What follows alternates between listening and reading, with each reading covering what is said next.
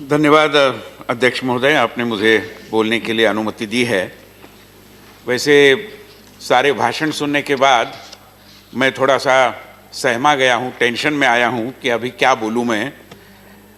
मुद्दा ये नहीं है कि मेरे पास कुछ बोलने के लिए बिंदु नहीं है, मगर जिस पद्धति से भाषण प्रस्तुत करते किए जाते हैं वो कला, एक अलग तरीके की कला के नमूने हम यहाँ पर देख रहे हैं। मेरे पास उर्दू शेर व शायरी, आंकड़ों की जादू ये मेरे पास नहीं है। सिलेक्टिव स्टैटिस्टिक्स प्रस्तुत करने की कला से भी मैं वाकिफ़ नहीं हूँ। मैं नाटकीय ढंग से भी अपनी बात को नहीं रख सकता और ये कहते हुए चिल्ला चिल्ला कि नहीं कि मैं ये हम्बली बोल रहा हूँ, मैं हम्बली बोल रहा हूँ, और बड़े बड़े आवाज़ से बोलना ये भी मैं नहीं जानता। और मैं कोई क्विज मास्टर भी नहीं हूं कि हमेशा सवाल ही पूछता जाए। हम तो केवल समाधान ढूंढने वाले लोग हैं, हम सवालों के जवाब देने वाले लोग हैं। मगर कुछ लोग जिंदगी भर केवल सवाल ही पूछते रहे, वो भी मुझसे मतलब हो नहीं पाता, क्योंकि मुझे इसका अभ्यास नहीं है मान्यवर। और फिर असहिष्णुता को छुपाने के लिए मेरे पास वो शॉल भी नहीं है कि जिसके आधार पर मैं अपने कमियों को छुपा पाऊँ। तो इतनी सारी मर्यादाओं में मैं और अभी मैं सुन रहा था कि हमें उपदेश कर रहे थे कि निंदकाचे घर हसावे शेजारी।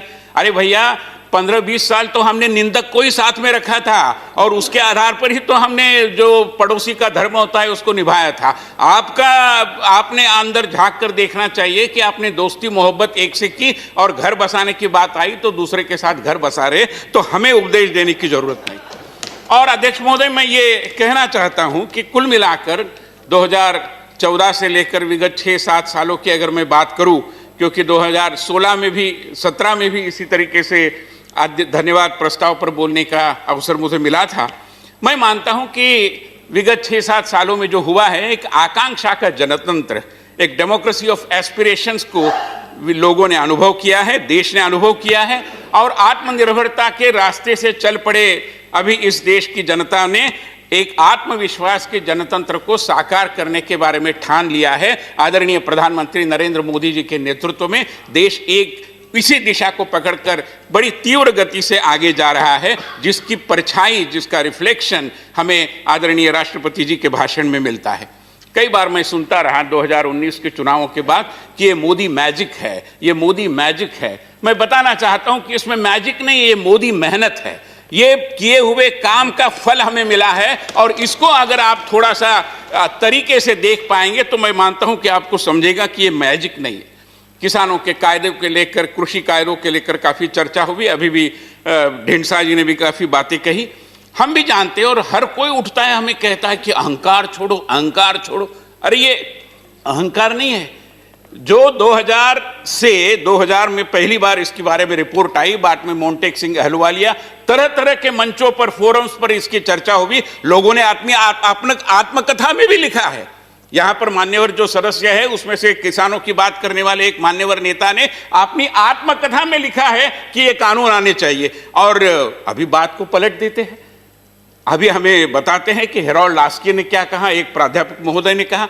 अरे लास्की ने तो ये भी कहा था ना कि a leader is a person who leads the masses and refuses to be led by the masses. हम पॉपुलिज्म के आधार पर नहीं काम करेंगे।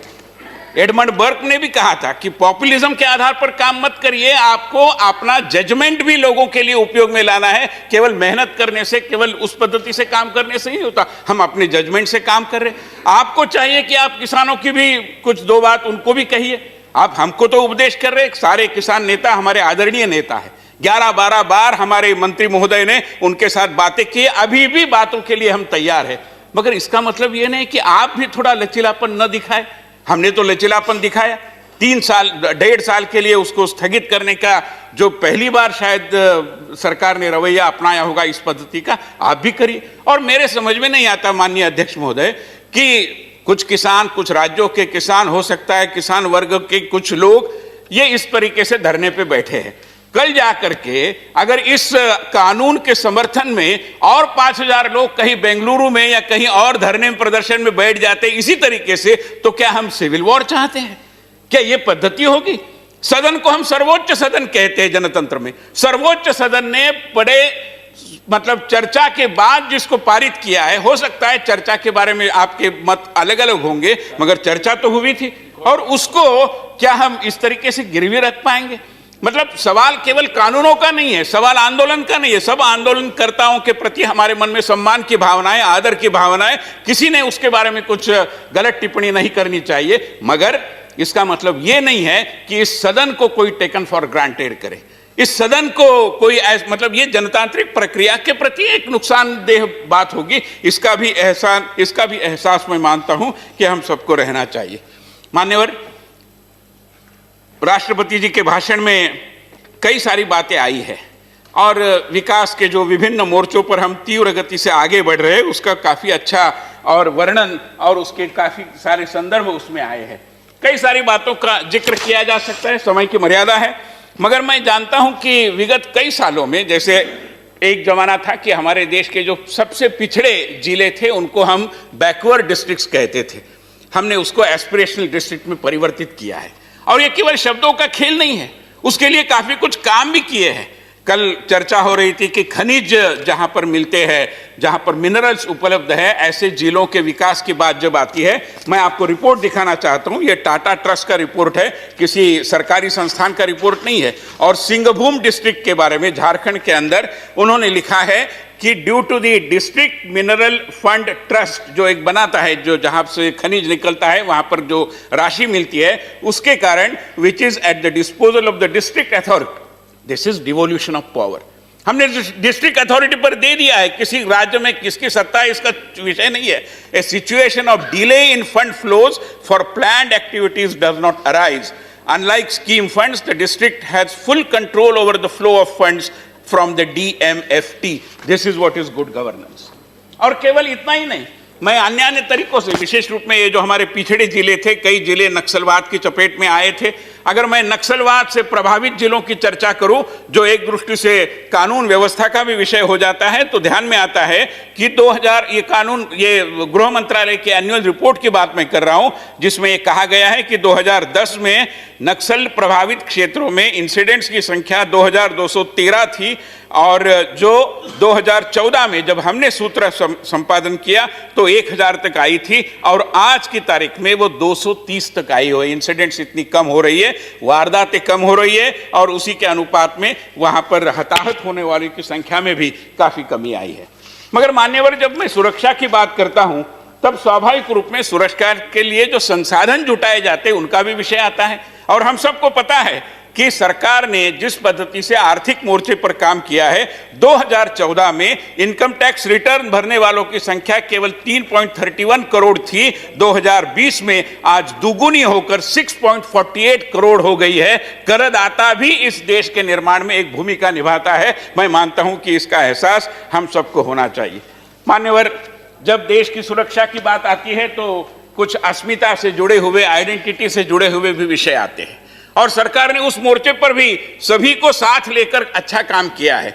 मगर जो विडंबनाएं हमारे देश की राजनीति में चलती रही, मैं हैरान रह गया जब मेरे ध्यान में ये लाया गया कल्चर मिनिस्ट्री के संदर्भ में कि हमारे महाराष्ट्र के लोग अभी थे, यहाँ पर अभी नहीं है, मगर वो जानते हैं कि महाराष्ट्र में प्रतापगढ़ में शिवाजी और अफजल खान के बीच एक वारदात हुई थी जिसमें अफजल खान मारा गया था। आप हैरान हो गए ये सुनकर कि अफजल खान जब प्रतापगढ़ में चला था तो उसको यह अंदेशा हुआ था कि मेरी मृत्यु होने वाली है, तो उसकी 63 वाइव्स थी, उन सबकी उसने कत्ल करा दी। उस 63 वाइव्स की एक कब्र, मतलब कब्रों का एक संग्रह बीजापुर कर्नाटक के पास है, जो पुरानी सरकारों ने नेशनल मॉन्यूमेंट बना दिया है।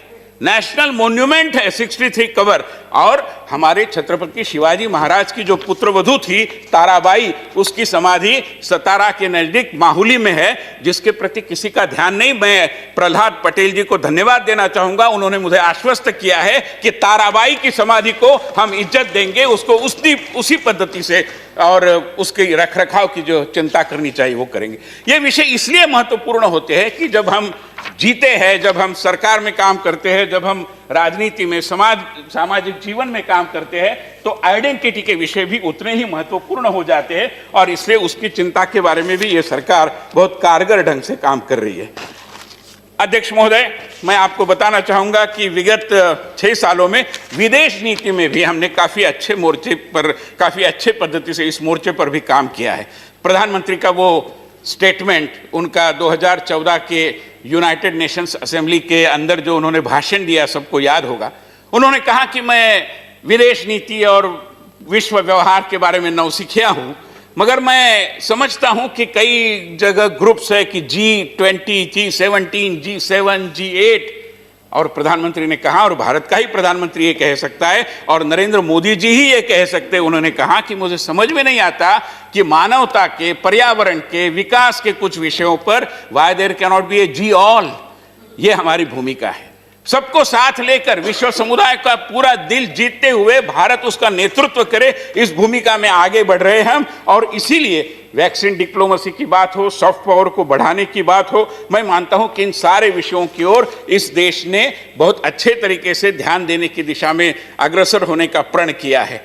मैं भारतीय सांस्कृतिक संबंध परिषद के अध्यक्ष का भी दायित्व निभाता हूं। आदरणीय प्रधानमंत्री मोदी जी ने शायद पहली बार यह हुआ होगा कि आईसीसीआर का जो काम चलता है उसकी समीक्षा की, घंटा 2 घंटा उसके लिए दिया और काफी कुछ विषयों के बारे में चर्चा की। आज मैं आपको कहने के लिए बड़ा गर्व महसूस करता हूं कि पहली बार हमने, जब होता है ना सॉफ्ट पावर यानी केवल गाना बजाना, नाटक, संगीत, नृत्य, हम उसको और आगे लेकर गए हैं। हमने टेक्सटाइल के बारे में, हमने 2 अक्टूबर को जब महात्मा गांधी जी के 150वें जन्म जयंती के कार्यक्रम को हम कर रहे थे, तो हमने weaving relations through textile traditions के रूप में एक वेबिनार आयोजित किया, जिसमें भूटान की महारानी भी उपस्थित थी और कोरिया की फर्स्ट लेडी भी उपस्थित थी, बांग्लादेश के टेक्सटाइल मिनिस्टर भी आए थे। तो टेक्सटाइल जैसी कला के माध्यम से भी हम विश्व में हमारे संबंधों और उजागर करना चाहते हैं। हम एक यूटिक्स नाम का पोर्टल बना रहे हैं,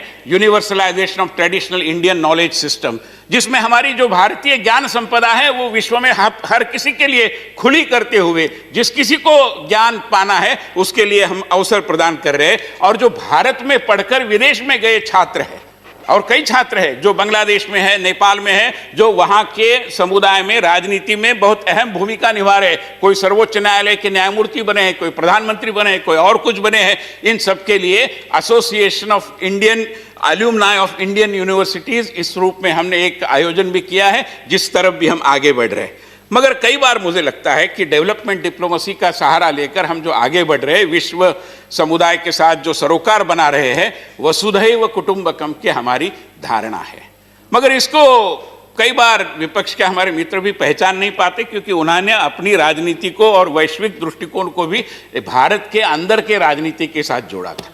वो कहते थे कि इजराइल के साथ मित्रता न करो, पैलेस्टाइन नाराज होंगे। हमारे मन में ऐसा कोई भाव नहीं है, हम दोनों देशों के साथ मित्रता कर सकते हैं। वसुधैव कुटुंबकम, कुछ लोगों को कुटुंब एव वसुंधरा होता है, उनको एक कुटुंब से ही इतनी मेहनत, इतना प्यार हो जाता है कि वही वसुंधरा है, ऐसा वो मानते हैं। हमारी ये भूमिका नहीं है।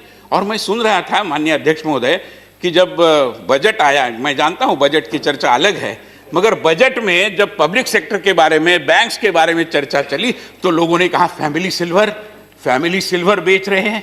अरे वो तो फैमिली गोल्ड था, हमने उसको बरकरार रखने की कोशिश की है, मगर जिसको फैमिली के अतिरिक्त कोई ध्यान ही नहीं आता, केवल फैमिली करते हैं, उनको मैं बताना चाहूंगा कि अंदर झांक कर देखिए, जिसको आपने अपनी फैमिली में सिल्वर माना था, वो फैमिली एल्यूमिनियम निकला है दुर्भाग्यवश, और कुछ उससे हो नहीं पाएगा। और इसलिए मैं मानता हूं कि इस तरीके से पॉपुलिज्म का सहारा न लेते हुए अगर हम आगे बढ़ेंगे तो देश में कई दृष्टि से सुधारों के बारे में भी हम चर्चा कर सकते हैं, कई विषय सामने ला सकते हैं। मान्यवर, हम सब जानते हैं कि विदेश नीति की जब मैं चर्चा कर रहा हूं तो किस पद्धति से हमने देश के, विश्व के सारे समुदायों को साथ में लेकर, चाहे ऑर्गेनाइजेशन ऑफ इस्लामिक कंट्रीज हो, अभी 1-2 साल पहले उनका एक कार्यक्रम हुआ जिसमें उन्होंने श्रीमती सुषमा स्वराज, उस समय हमारी विदेश मंत्री थी, उनको बुलाया था। और इसी तरीके का कार्यक्रम जब उनका स्थापना अधिवेशन हुआ था 1969 में रबात में, तब भी हुआ था। तब हमारे जो मंत्री वहाँ पर गए थे, उन पर क्या बीती थी, पाकिस्तान का कितना दबाव था, हम सब जानते हैं। हमने सभी के साथ मित्रता की है। मैं मानता हूं कि खाड़ी देशों में माननीय प्रधानमंत्री जी को जितने पुरस्कार मिले हैं, जितने सम्मान मिले हैं, जितनी उपाधियां मिली है, अब इसके पहले किसी भी हमारे शायद प्रधानमंत्री जी को इस पद्धति से सम्मानित शायद उन दोषियों के द्वारा नहीं किया गया होगा। और इसलिए मान्यवर, कल मैं चर्चा सुन रहा था, तब जम्मू कश्मीर के बारे में भी उल्लेख आया और लोग तरह तरह से जम्मू कश्मीर के विषय को भी उठा रहे थे। मैं बताना चाहता हूं कि जम्मू कश्मीर के अंदर विशेष रूप में जिस पद्धति से वहां के सेब के व्यापार को नाफेड से जोड़कर वहां के किसानों को उनकी आय बढ़ाने की दृष्टि से हमने काफ़ी कुछ नए नए जो प्रयास किए हैं, उसके बारे में भी मैं मानता हूं कि सदन को अवगत होना चाहिए। रक्षा के बारे में भी 1 साल लगभग हो रहा है, चीफ ऑफ डिफेंस स्टाफ का पद हमने निर्माण किया, जिसके काफ़ी अच्छे परिणाम निकल कर आ रहे हैं।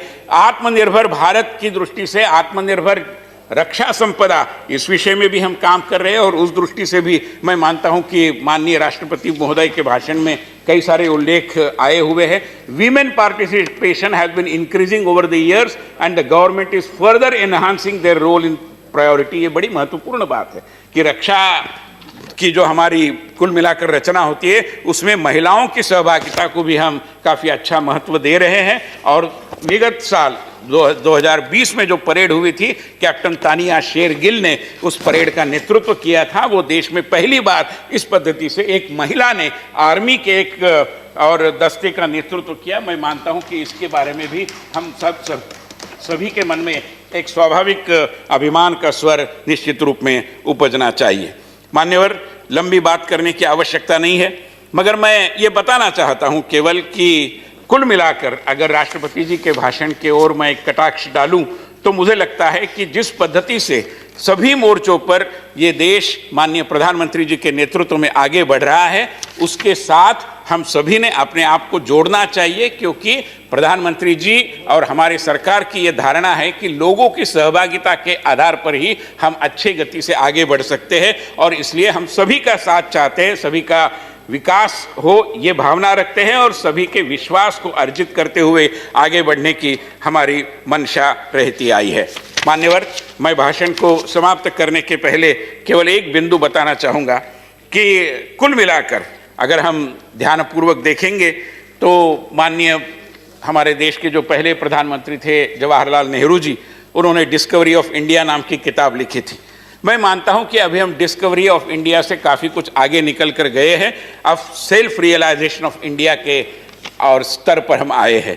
एक दृष्टि से आत्मविस्मृति से इस देश की जनता को और देश के समुदाय को बाहर निकालते हुए आत्मविश्वास के आधार पर आत्मनिर्भरता की ओर हम तीव्र गति से बढ़ रहे हैं। और ये यात्रा इसी पद्धति से सफल होनी है तो माननीय प्रधानमंत्री जी के नेतृत्व में पूरा देश उनके प्रति विश्वास बार बार दिखाते हुए, बार बार विभिन्न चुनावों के माध्यम से, मतपेटी के माध्यम से जो भी आता है, उसी से ये एक दृष्टि से एंडोर्स होता है। और इस दृष्टि से मैं मानता हूं कि हमें आगे बढ़ने के लिए काफ़ी कुछ गति विगत 1-1.5 साल में भी 2019 का पुनः जनादेश प्राप्त होने के बाद ये सरकार जब काम करने लगी तो उसके बाद भी अगर हम देखें तो तीव्र गति से हम आगे बढ़ रहे हैं।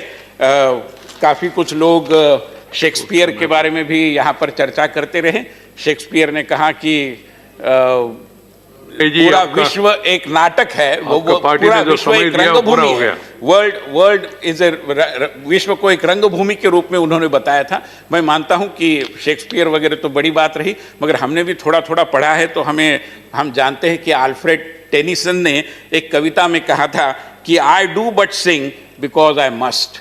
हमारी भावना यह है कि we do but transform because we must. Transformation का जो अनुशेष, जो बैकलॉग रहा है, उसको दूर करने की दिशा में हम अग्रसर है। आदरणीय महोदय, आपने मुझे अवसर दिया, मैं आपका आभारी हूँ। धन्यवाद जी। जो वक्ता अपना जो समय दिया उससे ज़्यादा बोलते हैं वो उतना उनका पार्टी का बाकी वक्तों में कम हो जाएगा।